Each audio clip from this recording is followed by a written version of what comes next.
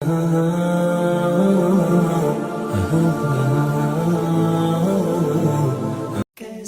ہے نور چھایا مدنی مذاکرے میں، کیسا ہے نور چھایا مدنی مذاکرے میں، کیسا ہے نور چھایا مدنی مذاکرے میں، ہر دل ہے جگمگایا مدنی مذاکرے میں، ہر دل ہے جگمگایا مدنی مذاکرے میں۔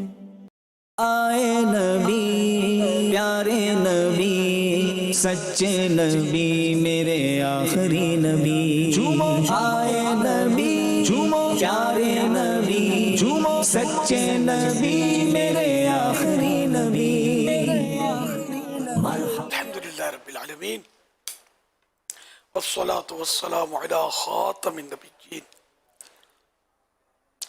اما بعد فاعوذ باللہ من الشیطان الرجیم، بسم اللہ الرحمن الرحیم، الصلاة والسلام علیک یا رسول اللہ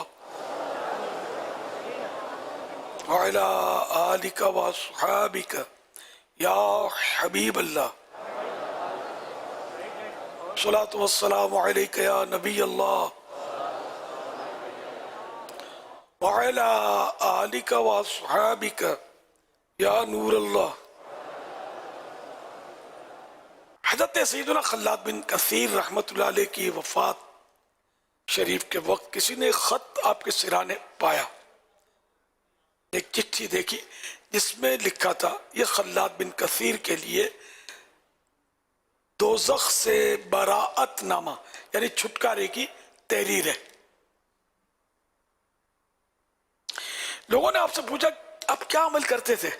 ارشاد فرمایا ہر جمعے کو 1000 بار یہ درود اللہم صلی علی محمد النبی الامی پڑھتا تھا۔ حوالہ القول البدیع صفحہ 382۔ سبحان اللہ۔ تمنا ہے فرمائیے روز محشر، تمنا ہے فرمائیے روز محشر، یہ تیری رہائی کی چٹھی ملی ہے، یہ تیری رہائی کی چٹھی ملی ہے۔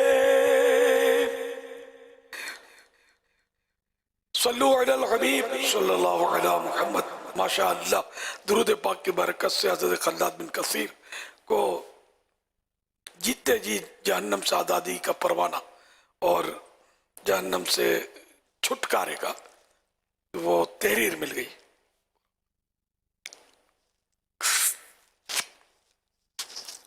وہ سلامت رہا قیامت میں، پڑھ لیے جس نے دل سے 4 سلام، میرے پیارے پہ میرے آقا پر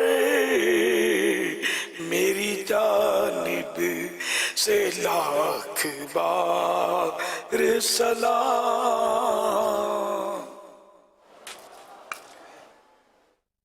یہ جو میں نے کہا نا میری جانب سے 1,00,000 بار سلام، اگر آپ بھی اس کو دہرا لیتے جنہوں نے دہرایا تو آپ کی طرف سے 1,00,000 بار سلام عرض ہو جاتے۔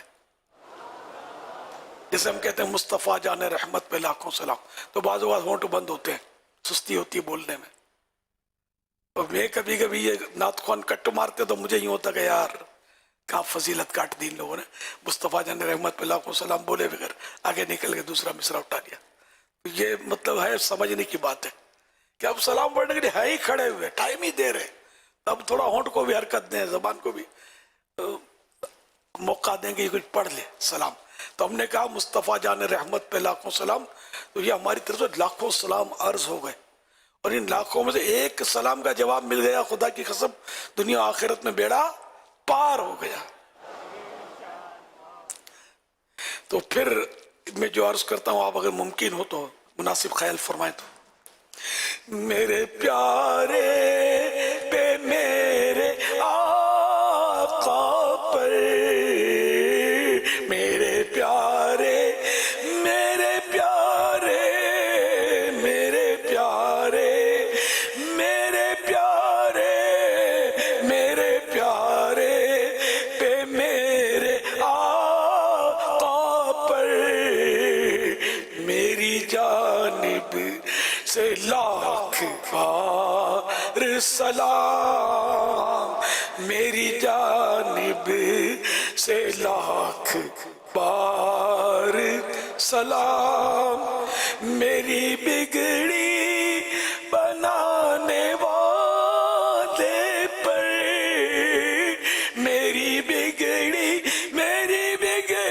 بنانے میری بگڑی بنانے والے پر بھیج اے میرے کردگار سلام بھیج اے میرے کردگار سلام صلو علی الحبیب صلی اللہ علیہ وسلم قرآن کریم اور نبی کریم صلی اللہ علیہ وآلہ وسلم یہ صلی اللہ علیہ وسلم کہنے میں بھی بڑی سستی ہوتی ہے ویسے بک بک کرتے رہتے ہم لوگ گھنٹوں تک جہاں درود شریف پڑھنے کا تو زبان بند لکھنے کا موقع آیا پورے صفحے سیاہ کر دیتے ہیں لوگ لکھتے ہیں مضمون اور درود شریف لکھنے کا تو سواد وہ بھی آدھا اوپر لگا دیتے ہیں یا صلعم لکھ دیتے ہیں حالانکہ جب پیارے آقا صلی اللہ علیہ وسلم کا نام مبارک سنے تو ہر وقت درود شریف پڑھنا واجب ہے درود شریف پڑھنا واجب ہے اچھا ہر وقت کا بھی قول ہے بزرگوں کا لیکن یہ بھی قول ہے کہ اگر پوری اس میں محفل میں پوری بیٹھک میں مجلس میں ایک بار بھی پڑھ لیا تو واجب ادا ہو جائے گا لیکن پھر بھی اعلیٰ حضرت نے فرمایا کہ چلو یہی مان لیتے کہ ایک بار واجب ادا ہو گیا لیکن ہر بار نہ پڑھنا محرومی تو ہے نا جتنا شہد ڈالتے میٹھا تو ہوتا ہی ہے جتنا پڑھیں گے ثواب تو ملے گا نا تو صلو علی الحبیب جب کہا جائے تو صلی اللہ علیہ محمد کہنے میں سستی نہیں کرنی چاہیے پڑھ لینا چاہیے صلو علی الحبیب کہنے والا یہ ہمیں نیکی کی دعوت دیتا ہے یہ مطلب ہے صلو علی الحبیب یعنی حبیب پر درود بھیجو تو نیکی کی دعوت نہیں تو کیا ہے ہمیں مان لینی چاہیے صلی اللہ علیہ محمد اس طرح ہم زور سے بولیں گے تو جو صلو علی الحبیب کہے گا اس کی بھی حوصلہ افزائی بھی ہوگی نیکی کی دعوت دینے کی اور اس کو مطلب جذبہ بڑھے گا نیکی کی دعوت دینے کا ورنہ بیچارے صلو علی الحبیب بولتے ہیں تو جواب دیتا نہیں تو بعد میں بیچاروں کی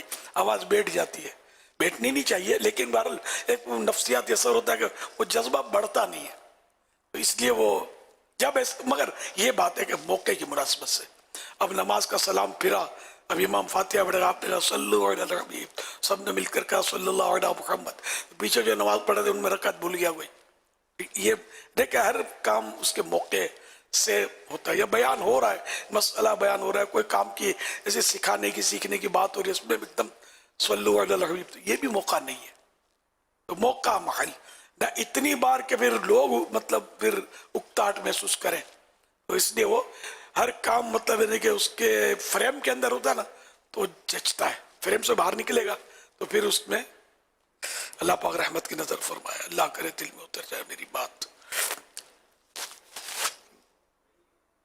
صلی اللہ علی محمد قرآن کریم اور نبی کریم صلی اللہ علیہ وسلم آج میرا عنوان جو تھا وہ مختصر چند منٹ ہی لیتا ہوں چند ہی کہنا چاہیے 12-15-20 منٹ ہوتا ہوگا بیان تو آمد مصطفیٰ صلی اللہ علیہ وآلہ وسلم کی ایک خاص برکت وہ خاص برکت کیا ہے آئیے سنتے تو اے عاشقان میلاد اللہ پاک کا جس قدر شکر ادا کیا جائے اتنا کم ہے کہ اس نے ہم گناہگاروں کو اپنے پیارے پیارے آخری نبی مکی مدنی محمد عربی صلی اللہ علیہ وسلم کی امت میں پیدا فرمایا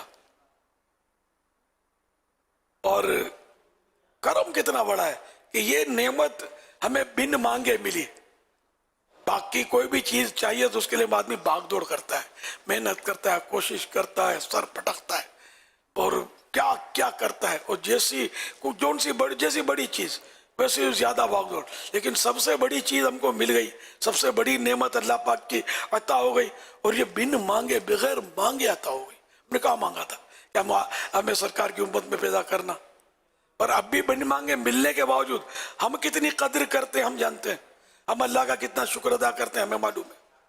تو یہ کہ جتنا شکر ادا کریں خدا کی قسم اتنا کم ہے کہ ہمیں اتنی بڑی نعمت بغیر مانگے اللہ کی رحمت سے عطا ہو گئی کہ ہم مطلب پیارے آقا صلی اللہ علیہ وآلہ وسلم کے امت میں پیدا کیے گئے۔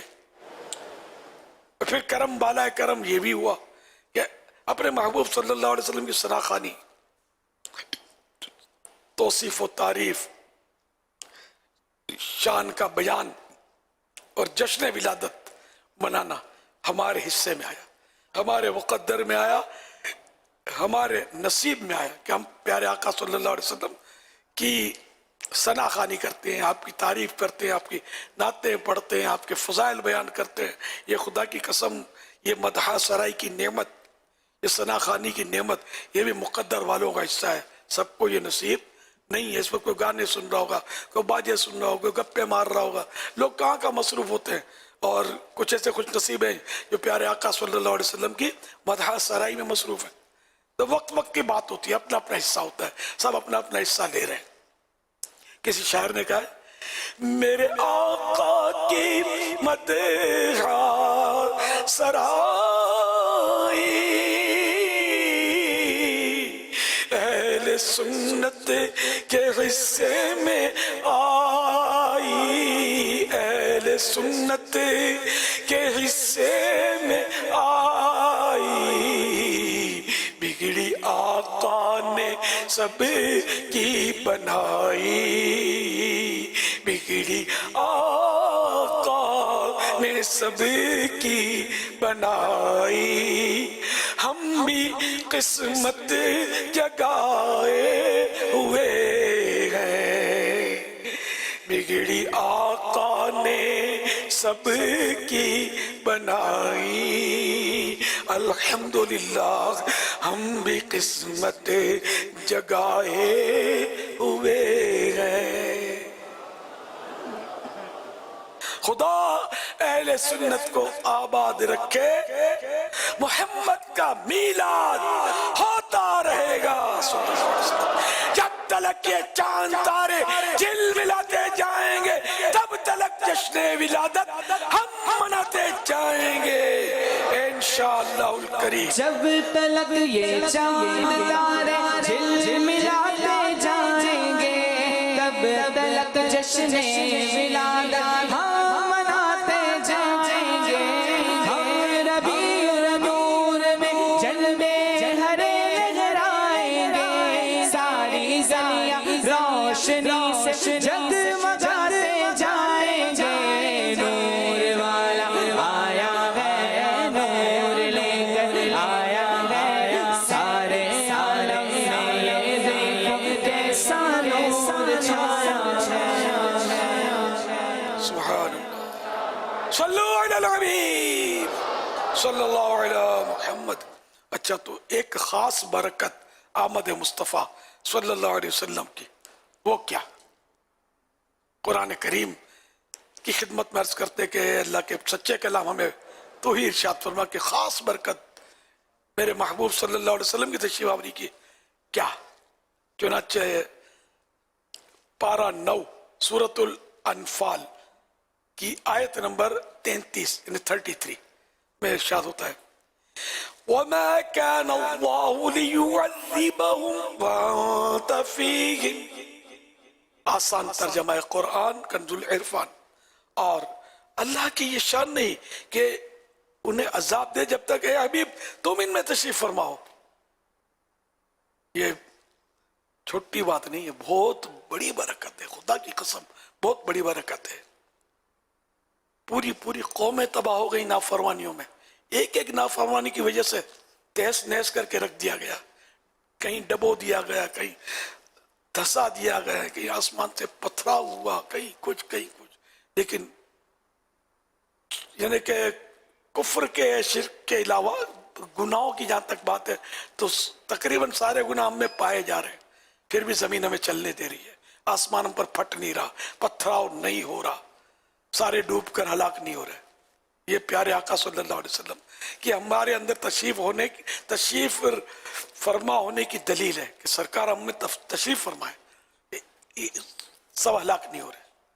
वो थोड़ा थोड़ा तबका कहीं इधर सैलाब आया, कहीं जलजला आया, वो अलग सूरत है, लेकिन पहले तो पूरी पूरी कौम में तबाह हो जाती थी ना। ये अल्लाह की रहमत, क्या बात है। इसी आयत मुबारक के तहत हजरत अल्लामा मौलाना मुफ्ती अहमद यार खान रहमतुल्लाह अलैह फरमाते हैं, इस आयत करीमा से चंद फायदे हासिल हुए। पहला फायदा, हुजूर सल्लल्लाहु अलैहि वसल्लम दुनिया के लिए अल्लाह की रहमत, अल्लाह की अमान है। अमान माने पनाह,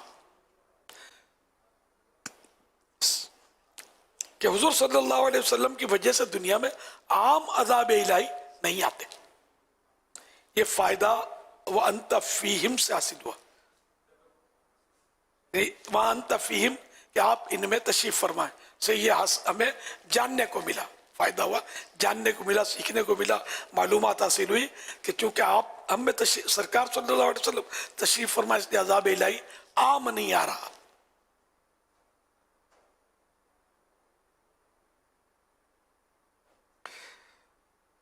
मजीद फरमाते, देखो जिन गुनाहों की वजह से गुज़श्ता कौमों पर अजाब आए वो सब गुनाह बल्कि इनसे ज्यादा आज हो रहे हैं, मगर आसमानी अजाब नहीं आते। क्यों? सिर्फ हुजूर अनवर सल्लल्लाहु अलैहि वसल्लम की मौजूदगी की वजह से कि ये हम में तशरीफ फरमा है। दूसरा फायदा, हुजूर अनवर सल्लल्लाहु अलैहि वसल्लम पर्दा फरमाने के बाद, वफात शरीफ के बाद भी हम में मौजूद है, तशरीफ फरमाए। हुजूर सल्लल्लाहु अलैहि वसल्लम का फैजान आप सल्लल्लाहु अलैहि वसल्लम की वफात से, इंतकाल से बंद नहीं हुआ। अगर हुजूर सल्लल्लाहु अलैहि वसल्लम हम में एक आन यानी लम्हा, घड़ी भर, सपोज के सेकंड के लिए भी न रहे तो अजाब इलाही आ जाए। हम सिर्फ हुजूर अनवर सल्लल्लाहु अलैहि वसल्लम की वजह से, आपकी बरकत से अजाब से बचे हुए। रब फरमाता है, वमा अरसलनाका इल्ला रहमतल लिल आलमीन। आसान तर्जुमा कुरान कंजुल इरफान, और हमने तुम्हें तमाम जहानों के लिए रहमत बनाकर ही भेजा। हुजूर अनवर सल्लल्लाहु अलैहि वसल्लम रहमत, हुजूर सल्लल्लाहु अलैहि वसल्लम रहमत आलमीन है, और रहमत हमसे करीब है, दूर हो उस पर जिसका वजूद है बावजूद दुरूद। हुजूर अनवर सल्लल्लाहु अलैहि वसल्लम रहमत आलमीन है, और रहमत हमसे करीब है, दुरूद हो उस पर जिसका वजूद है बावजूद सरापा रहमत है। तीसरा फायदा, हुजूर सल्लल्लाहु अलैहि वसल्लम की ज़ात बाबरकत दुनिया में कुफ्फार के लिए भी रहमत है कि वो हुजूर सल्लल्लाहु अलैहि वसल्लम की वजह से अमन में है। फिर मुसलमानों पर रहमत है रसूल का क्या पूछना। तो वाकई है गैर मुस्लिमों पर भी कोई वो इज्तिमाई अजाब नहीं आया। सरकार सल्लल्लाहु अलैहि वसल्लम के बाद इन पर कोई इज्तिमाई अजाब नहीं आया। इससे पहले पूरी पूरी कौमें तबाह हो जाती थी, इनके नाम और निशान मिट जाते थे, जिसके कुरान में दलील, हदीसों में दलील, तारीखी आसार मौजूद है, जिसमें वो तो अपने प्रोग्रामों में वो सबूत की और वो तबाहकारियों के पुरान के आलीशान किया। बहरहाल यह कि बहुत मजबूत पहाड़ खोद कर, पहाड़ तराश कर इन्होंने जो मकानात बनाए, अब भी खड़े हैं वो मकानात। इससे ये लोग तरक्की याफ्ता थे। हम साइंस को रोते हैं, उस वक्त साइंस का नामो निशान नहीं था। ये इतने पावरफुल लोग थे कि पत्थर तराश कर पहाड़ों के, ये मतलब नहीं, ऐसे इन्होंने मकान बनाए जो आज भी कायम है। हालांकि अब जो कंक्रीट के और इतने जो बन रहे हैं मकान, हम समझते ये पक्के हैं, इनकी मेरे ख्याल में इतनी लाइफ नहीं है। इनकी बाकायदा वैलिडिटी फिक्स होती है। बड़े बड़े पुल बनते हैं, इनकी वैलिडिटी फिक्स होती है कि इतना अरसा रहेगा, इसके बाद डैमेज हो जाएगा। या अगर आपको तजर्बा करना हो तो नेटी जेटी कराची का केमाड़ी का एक पुल है, बहुत बड़ा समुंदर है, उस पर पुल बना हुआ है। तो उसके ऊपर क्योंकि इनकी जो वैलिडिटी थी वो डेट खत्म हो गई, یا قریب آ گئی تو انہوں نے اوپر ایک پل بنا لیا ہے، اب یہ برداشت نہیں کر سکے گا ٹرک اور گاڑیاں وغیرہ. تو یہ لوگ اتنے مطلب ان کو اللہ نے اتنی سمجھ بوجھ نعمتیں دی تھی کہ انہوں نے ایسے سے مکانہ بنا، لیکن سرکشی کی، انہوں نے کفر کیا اور نبی کی بات نہیں مانی بلکہ ان کی توہین کی، ان کے تکلیفوں کے ایذاؤں کے درپے ہوئے آخرکار ان کو برباد کر دیا گیا، تباہ کر دیا گیا. ایک بچہ بھی نہیں بچتا ان کا، سارے ختم ہو جاتے ہیں. لیکن آج ایسا نہیں ہو رہا. تو یوں غیر مسلم بھی اگر سمجھیں گے ایسا صدیوں سے، ہزاروں سال، یہ 1400-1500 سال سے ایسا عذاب نہیں آیا کہ روئے زمین پر ہر غیر مسلم ختم ہو جائے. ایسا کیوں نہیں ہو رہا؟ یہ اگر کوئی سوچے، غور کرے، دل سے غور کرے تو رسول اللہ صلی اللہ علیہ وسلم کی برکت کا قائل ہو جائے، قرآن کا قائل ہو. قرآن نے کہہ دیا کہ نہیں، یہ جب تک آپ موجود ہیں کچھ نہیں ہوگا. ایسا نہیں ہوگا جیسا مطلب سب کو ہوا تھا پہلے، اور نہیں ہو رہا. تو وہ ایمان لے آئے. اگر قرآن میں غور کرے تو قرآن کریم ہے. تو آدمی اس میں جتنا ڈیپ جائے اس کا ڈیپتھ ملتا ہی نہیں ہے، گہرائی اس کی ملتی نہیں. لیکن میرا تیرا کام گہرائی میں جانے کا نہیں ہے.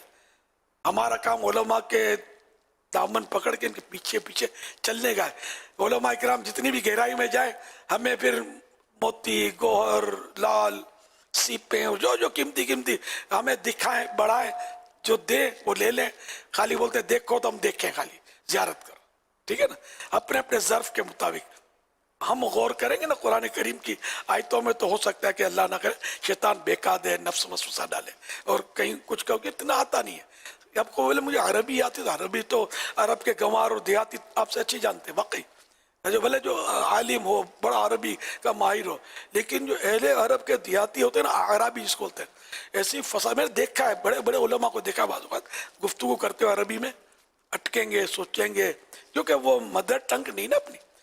اور یہ جو عربی ہوتے ہیں دیہاتی گنوار قسم کے، ایسی فاسٹ عربی بولیں گے کہ اپنے سوچتے رہے کہ مشین چل رہی ہے، کیونکہ ان کی مادری زبان ہے نا ان کی. تو اس لیے مطلب تو اب ان کو آتا ہے، تو اس کا مطلب یہ قرآن دان ہو گئے، یہ حدیث سمجھنے والے ہو گئے. نہیں، کچھ بھی نہیں پتا ہوتا بیچاروں کو، ہاتھ دھونے کا طریقہ بھی نہیں پتا ہوگا. عربی بہت اچھی جانتے ہوں گے. تو اس لیے خالی عربی جاننے سے کوئی بولے مجھے عربی آتی تو میں قرآن کا ترجمہ کر لوں یا حدیث پاک کا میں ترجمہ کر لوں اور اس کو سمجھ لوں، یہ ممکن نہیں ہے. یہ ذہن بنا لیجیے گا. علماء کی محتاجی رہے گی. علماء جو فرمائیں گے وہی ہم نے ماننا ہے، اپنی عقل کے گھوڑے نہیں دوڑانے. اور جو لوگ عربی سکھاتے ہیں اساتذہ، یہ بھی بعض اوقات کہتے ہیں عربی سیکھ لو تم قرآن سمجھنے لگو گے، حدیث سمجھنے لگو گے. ایک بار ایک موقع ملا تھا مجھے، تو اس طرح تو میں نے سمجھا تھا، یار کیا آپ لوگ ترغیبیں دے رہے ہو؟ کیا عربی سمجھنے سے قرآن آ جاتا ہے یار؟ حدیث آ جاتی ہے؟ تفسیروں کی کتابیں کہاں رکھیں گے یار؟ حدیثوں کی شروعات جو ہمارے اکابرین نے لکھی وہ کہاں رکھیں گے؟ جب یہ سمجھنا شروع کر دیں گے تو امت کا بیڑا غرق کر کے رکھ دیں گے.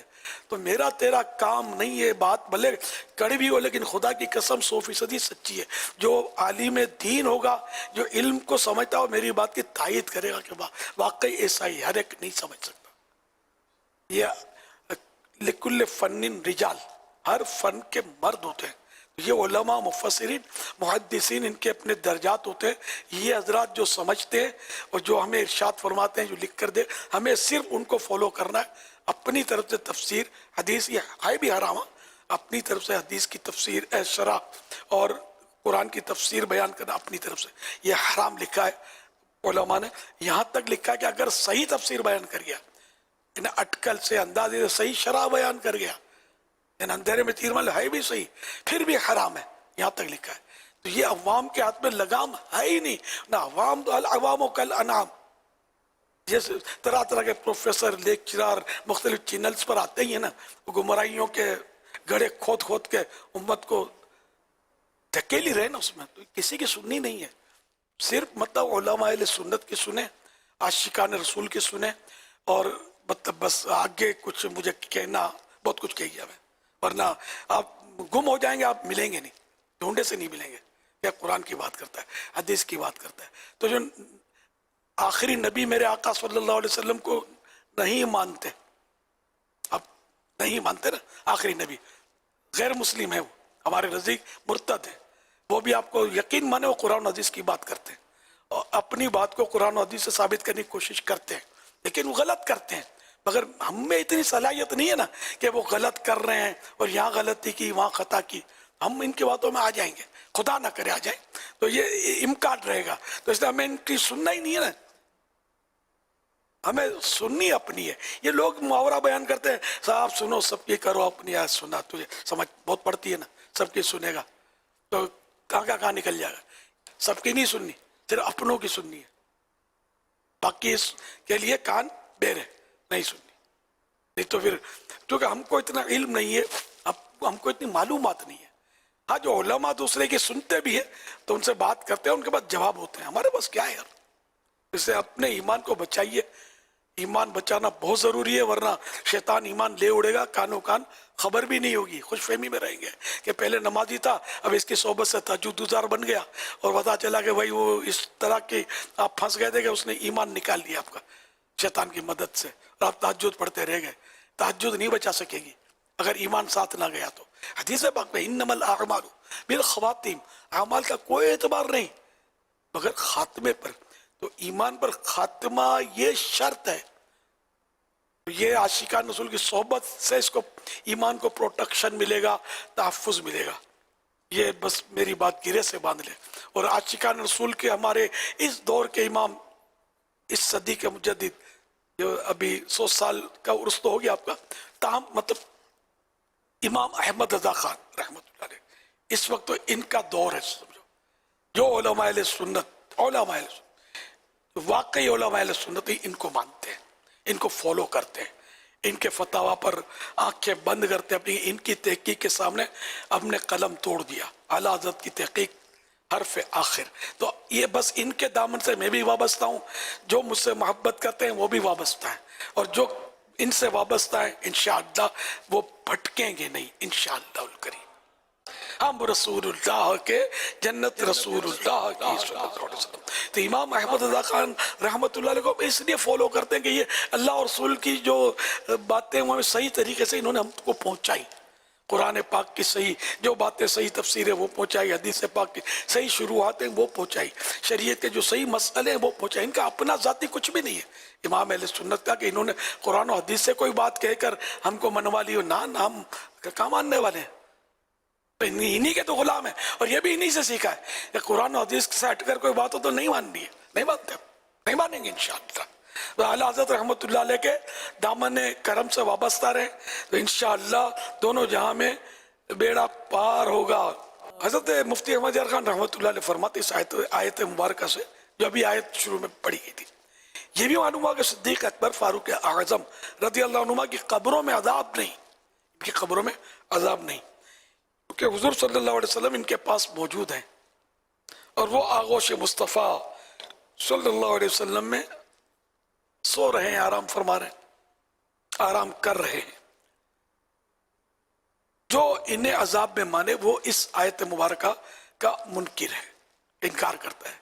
سرکار جب انت فیہم قرآن نے کہہ دیا اس وقت عذاب نہیں ہو سکتا کہ جب تک آپ ان میں موجود ہیں، تو یہ تو ان میں انہیں یہ تو بالکل قدموں میں ہے، پہلو میں ہے، تو ان پر عذاب کا کیا تصور، اور ایسوں کو اتنی بڑی سعادت ملے کیوں کر۔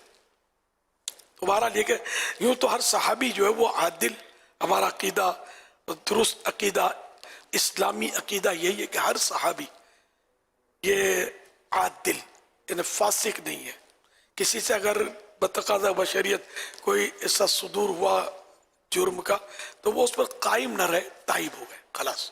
تو یعنی کوئی بھی صحابی ایسا نہیں کہ جو گناہ لے کر دنیا سے گیا ہے نا، سب یعنی کہ عادل، یعنی کہ غیر فاسق۔ تو یوں باہر ارشاد میں لکھا کہ ہر صحابی جنتی ہے، الحمدللہ۔